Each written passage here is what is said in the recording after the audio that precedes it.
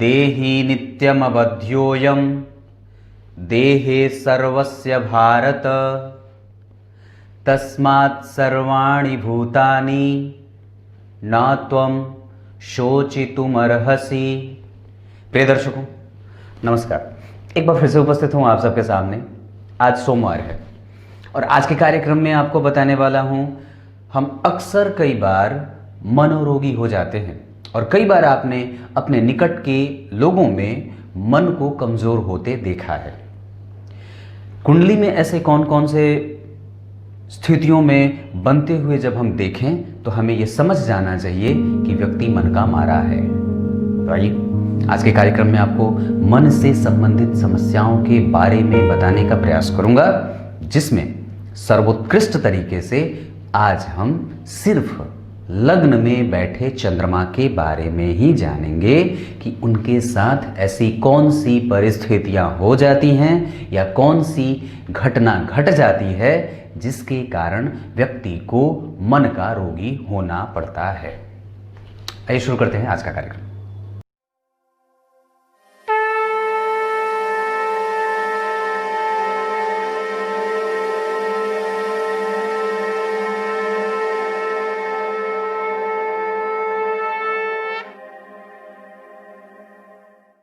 आइए अब आपको सीधे विषय पे लेके आता हूं।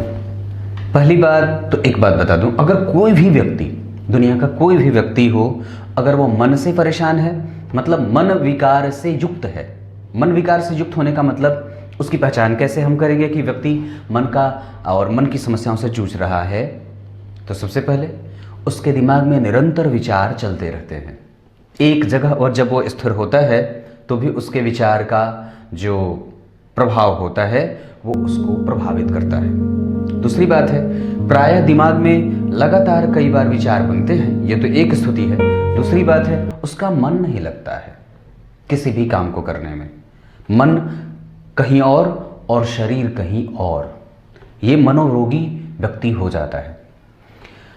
आसानी से अपनी बात किसी के सामने स्पष्टतया तरीके से नहीं रख पाता है, ये भी मनोरोगी होने का एक प्रमाण है। आपके दिमाग में विचार तो बन रहे हैं पर उसे उपस्थित करने का कोई समुचित साधन नहीं है, जिसके कारण आप मन के रोगी हो जाते हैं। इरिटेशन होता है, अकेलेपन का शिकार होता है व्यक्ति, अकेले रहना चाहता है, दूसरों से बात करने में तकलीफें भी होती हैं और कई बार उत्तर देने की इच्छा नहीं होती है। महीने के जब भी व्यक्ति पूर्णिमा या अमावस्या के निकट पहुंचता है तब उसे समस्या से दो चार होना पड़ता है। मन को अगर पढ़ना है तो आप किसी मनोरोगी से मिल लीजिए, वो आपको आसानी से आपकी समस्या बता देगा। फिलहाल मैं जो आपको बताने वाला हूँ, मन के बारे में अगर एक ही बात कहूँ तो मन अगर परेशान रहा तो फिर आप अस्थिर हो जाते हैं और ये समस्या बड़ी गंभीर भी हो जाती है। ये अनिद्रा तक और पागलपन तक की हद को छू देता है। आइए सबसे पहले बता दूं, अगर किसी भी कुंडली में चंद्रमा कमजोर होते हों या सूर्य कमजोर होते हों और वस्तुतः बुध कमजोर होते हों, ये तीन ग्रह मनोरोगी के या मन को रोगी बनाने के लिए प्रमुखतया देखे जाते हैं। अगर सूर्य कमजोर रहा तो व्यक्ति के पास इतना आत्मविश्वास नहीं होगा कि वो अपनी विपरीत परिस्थितियों में अपने आप को संतुलित कर सके। अगर चंद्रमा कमजोर होता है तो व्यक्ति अपनी भावना, अपनी संवेदनाओं पे और अपने मन में उठ रहे उद्गार पे किसी भी तरीके का कंट्रोल कर ही नहीं पाता है। और बुध अगर कमजोर रह जाता है तो दिमाग की चेतना अवस्था को कमजोर कर देता है, व्यक्ति के निर्णय लेने की क्षमता को प्रभावित करता है, सोचने समझने की कला विकसित नहीं हो पाती है। ये तीन मुख्य ग्रह जो व्यक्ति को मानसिक रूप से मजबूत बनाने में बहुत ज़्यादा महत्वपूर्ण होते हैं। पर एक बात बताता हूँ, कुंडली में कुछ ऐसी स्थितियाँ होती हैं जहाँ अगर कुंडली को हम समझते हैं तो वो बात आसानी से समझ में आ जाती है। सबसे पहले बता दूँ, पहली स्थिति क्या है व्यक्ति के मन के रोगी होने का, या मन सिर्फ परेशान क्यों है। मन नहीं लगना, अपनी बात आसानी से नहीं कहना, तुरंत रो देना, बिलख जाना, आपसे छोटे हैं पर फिर भी वो आपसे भारी पड़ रहे हैं आप पे, आपके मन के अंदर उठ रहे उद्गार को आसानी से किसी के सामने रिप्रेजेंट नहीं करना, हमेशा डरा हुआ सा महसूस करना, कुछ गलत ना बोल दूं इस डर से जी रहा ना, इस डर में जीते रहे। तो ये जो समस्या है वो कहीं ना कहीं वो इस स्थिति को दिखाती है। तो सबसे पहले बता दूं, अगर जन्म कुंडली के लग्न जो भी बनते हों, लग्न जिस भी अंक से बनता हो, अगर उस लग्न के अधिपति जहां कुंडली में बैठे हों, जैसे मान लीजिए इस कुंडली में लग्न मैंने बुध का बनाया है, मिथुन लग्न, तो इसके अधिपति हो गए बुध। अब ध्यान से समझिएगा स्थिति कैसी है, तो व्यक्ति स्टेप बाय स्टेप आगे बढ़ता है मन के परेशान होने की तरफ। तो लग्न के अधिपति जहां भी कुंडली में बैठे हों, अगर उस पे छठे भाव के अधिपति की दृष्टि पड़ जाती है तो व्यक्ति के मन को रोगी बना देता है। यह सबसे पहली बात है, यह सबसे पहली बात कि लग्न के अधिपति को छठे भाव के अधिपति अगर देख लें या ये दोनों एक साथ बैठ जाते हैं तो ये स्थितियां व्यक्ति के मन के रोगी होने की समस्याओं को दिखाने वाली हो जाती हैं। अब यहां पे एक बात और होगी कि लग्नेश खुद उठ करके आकर के यहां बैठ जाए तो वो एक सामान्य सी बात होगी, व्यक्ति के जीवन में वहां पे कई तरीके की समस्याएं आएंगी परिस्थितिवशात। पर अगर लग्न को या लग्नेश को रोग भाव के अधिपति देख लेते हैं तो ये व्यक्ति के मन की समस्याओं को कमजोर से ज्यादा कमजोर कर देते हैं। ये पहली बात थी।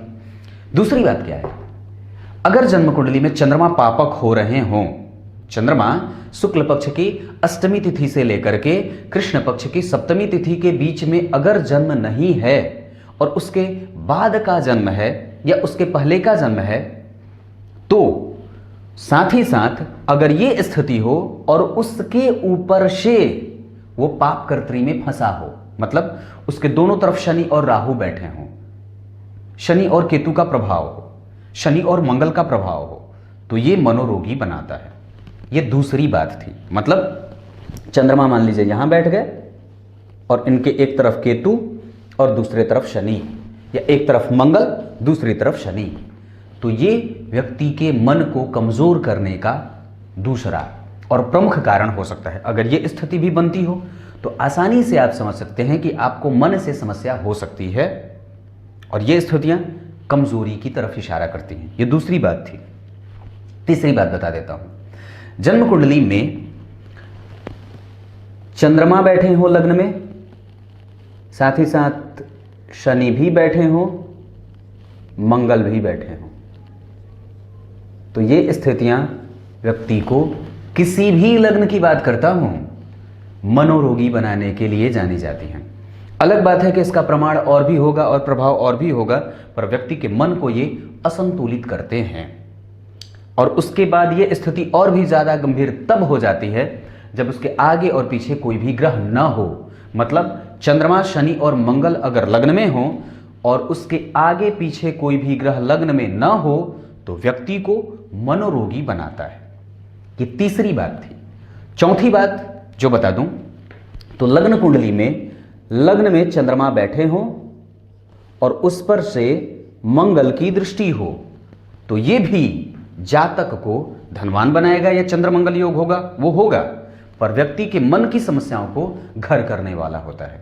अकेले चंद्रमा लग्न में हो, अकेले होने चाहिए, और मंगल की दृष्टि हो तो ये स्थिति भी जातक को मनोरोगी बनाती है। क्लियर है? ये चौथी बात थी। अब पांचवी बता देता हूं। पांचवी बात क्या है वो बता देता हूं। सामान्यतः एक बात और कहता हूं कि अगर जन्म कुंडली में अमावस्या दोष लगा हो, अमावस्या दोष कब? जब सूर्य और चंद्रमा एक ही साथ एक ही भाव में बैठ जाते हों, तो भी ये व्यक्ति को मन का रोगी बनाता है। पर उसमें और भी स्थिति कब ज्यादा बद से बदतर हो जाती है? जब लग्न में ही चंद्रमा बैठे हों, साथ में सूर्य बैठे हों और साथ ही साथ शनि भी बैठे हों, तो ये स्थितियां भी व्यक्ति की कुंडली को मनोरोगी बनाते हैं। ये स्थिति भी व्यक्ति को मनोरोगी बना सकते हैं। जब लग्न में चंद्रमा, मंगल, शनि, चंद्रमा, सूर्य और शनि बैठे हों, या फिर जब ये स्थितियां बनती हों कि चंद्रमा लग्न में बैठे हों और मंगल की दृष्टि पड़ जाए, तो ये स्थिति व्यक्ति के मन को परेशान करने वाली बना देती है। अब उसके बाद आगे बढ़ के और बात बताता हूं। लग्न में 12वें में और द्वितीय में, ध्यान से समझिएगा, लग्न में 12वें में और द्वितीय भाव में अगर कोई पाप ग्रह बैठा हो, शनि, मंगल, राहु, केतु या सूर्य, तो ये व्यक्ति को मनोरोगी बनाते हैं और फिर कहीं ना कहीं से व्यक्ति को ये परेशान करते हैं। मतलब आपका मन आपके साथ नहीं होता है और इसको स्टडी करने की आवश्यकता है, क्योंकि लग्न में भी पाप ग्रह 12वें में और द्वितीय भाव में अगर पापग्रह हों तो ये व्यय को दिखाने वाले होते हैं, जिसमें कि मन परेशान होता है। ये भी एक बात थी। आगे बढ़ के और एक बात बताता हूं। व्यक्ति के दिमाग को और ज्यादा परेशान होते तब देखा जाता है जब कुंडली में लाभ भाव के अधिपति, जो भी यहां पे अंक लिखा हो, उसके अधिपति छठे में बैठे हों, तो ये भी व्यक्ति के मन को रोगी बनाते हैं। अब वहां पे कई तरीके की समस्याएं हो सकती हैं। अलग बात है कि लाभेश छठे में बैठा है तो कई तरीके की समस्या करेगा, क्योंकि वो भाव से षडाष्टक में जाता है। तो लाभ के अधिपति अगर छठे रोग में बैठ जाए, रोग भाव में, इसका संबंध सीधा होना चाहिए, तो वो व्यक्ति को मनोरोगी बनाते हैं, मन से परेशान करते हैं। ये एक बात थी। अब एक बात और आपको बताता हूं जो आपको अजीब लगेगा। जन्म कुंडली के छठे भाव के अधिपति अपनी राशि में बैठे हों, सातवें भाव, आठवें भाव के अधिपति अपनी राशि में बैठे हों और 12वें भाव के अधिपति अपनी राशि में बैठे हों, तो व्यक्ति को मनोरोगी बनाते हैं। ये बात पक्की है। तो जरा ध्यान से समझ लीजिएगा कि छठे भाव के अधिपति अपनी राशि में हैं, 8वें के अधिपति अपनी राशि में बैठे हैं और 12वें के अधिपति इसी भाव में बैठे हों, यहीं पे। ऐसा नहीं कि अगर अष्टम में उनकी राशि बन रही है तो 9वें में बैठे हों, तो नहीं होगा। 8वें के अधिपति 8वें में उसी भाव में बैठे हों, छठवें के अधिपति छठे में बैठे हों, 8वें में नहीं, छठे के अधिपति 12वें में बैठे हों, तो ये बात नहीं लागू होगी। मतलब छठा का अधिपति है और छठे में ही बैठा है, 8वें का अधिपति है 8वें में ही बैठा है, 12वें का अधिपति है 12वें में ही बैठा है। पर ये तीनों ही एक साथ होने चाहिए। ऐसा नहीं कि सिर्फ विपरीत राजयोग एक ही प्रकार का बनता हो। अगर ये तीनों ही स्थितियां एक ही कुंडली में लागू हों तो ये व्यक्ति को मनोरोगी बनाते हैं। क्लियर है? अब आगे बढ़ के एक बात और बताता हूं।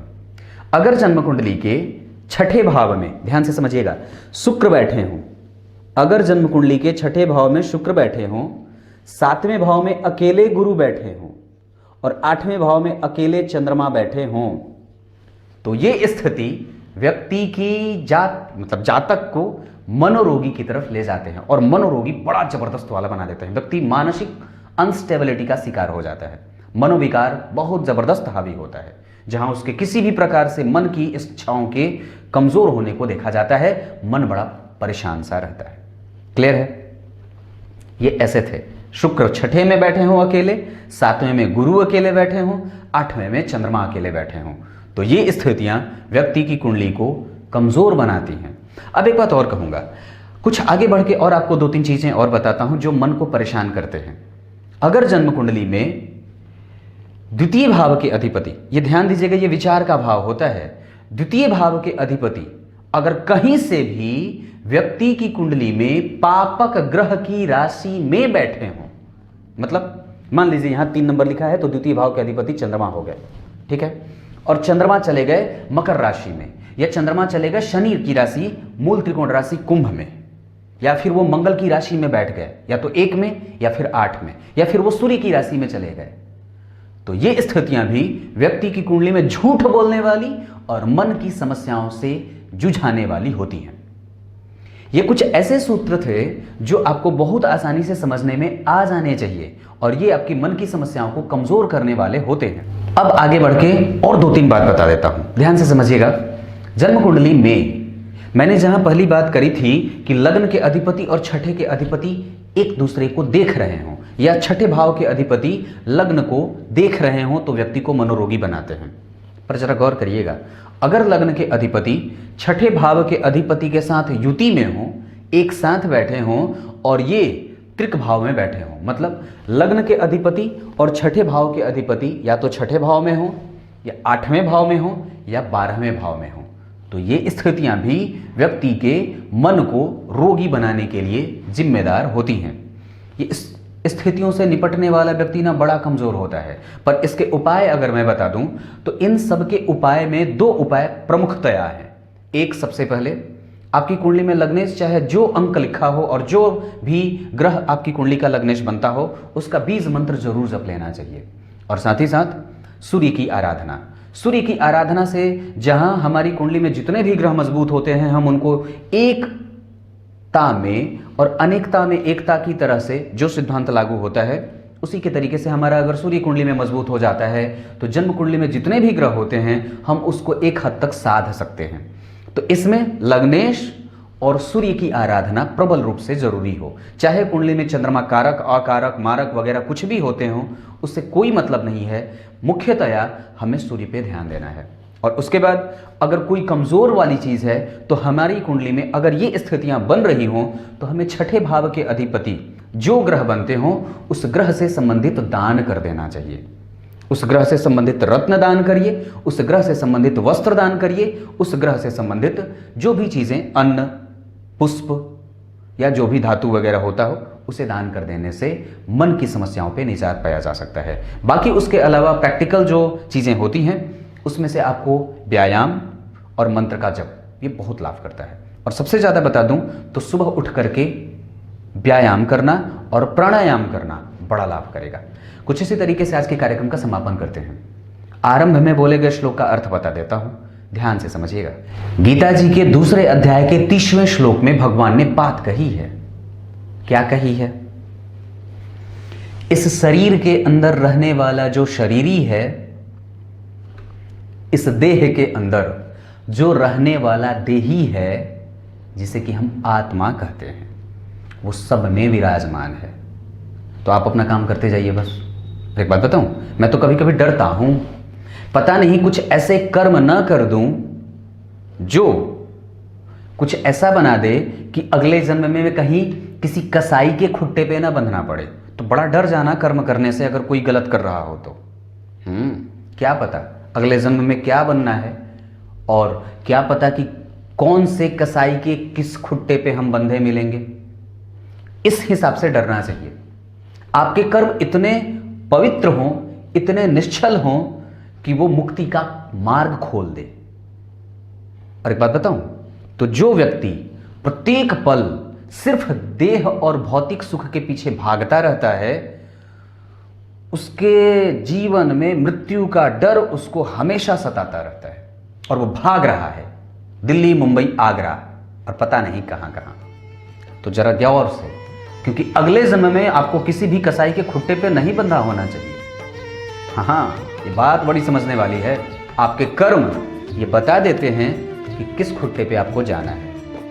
तब तक के लिए इजाजत दीजिए, कल एक बार फिर से उपस्थित होंगे आप सबके सामने। तब तक के लिए बहुत बहुत नमस्कार।